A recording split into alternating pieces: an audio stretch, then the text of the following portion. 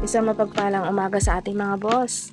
Ayan, so busy po ang ating boss din ngayon sa pagbubungkal po ng lupa dito po sa likod ng bahay. So ayan guys, diba?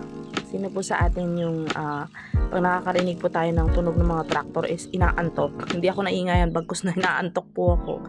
So ayan mga boss, ito po yung ating breakfast. So nagpahinga po muna ang ating boss Jay at kakain po muna tayo ng breakfast. Ayan, meron tayong sausawan na bawang at suka and meron tayong perfect match na kape para sa ating itlog at tuyo. Ayun mga boss. So ayan, stop muna siya sa pagbubungkal at magbe-breakfast pa po kami. Ayan. So, ang sarap po, di ba po ba? Sino po yung nakaka-relate na ang sarap kumain pag nasa silong ka ng mangga, tapos malakas yung hangin, wala kang ibang naririnig kundi yung tunog lang ng mga traktor, yung mga uliglig. Di ba nakaka-relax po siya? Ayan. So, ayan, busy pa ang ating boss din na kumakain dyan, guys.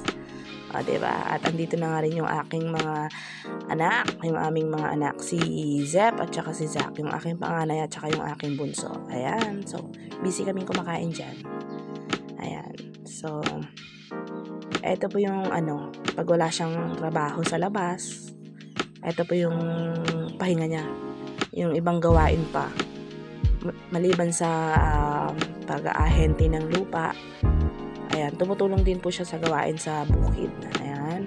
At ang daldal nga dyan ng aking bunso. Salita siya ng salita dyan, guys. Diba? Ayan, so ayan, pagkatapos namin kumain at tinuloy nga niya ulit yung kanyang pagbubungkal. At ayan nga, nagpapakit pa yung aking bunso dyan, diba?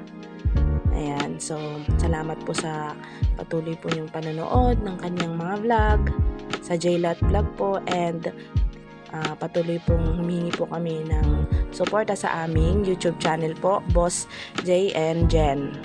Ayan guys.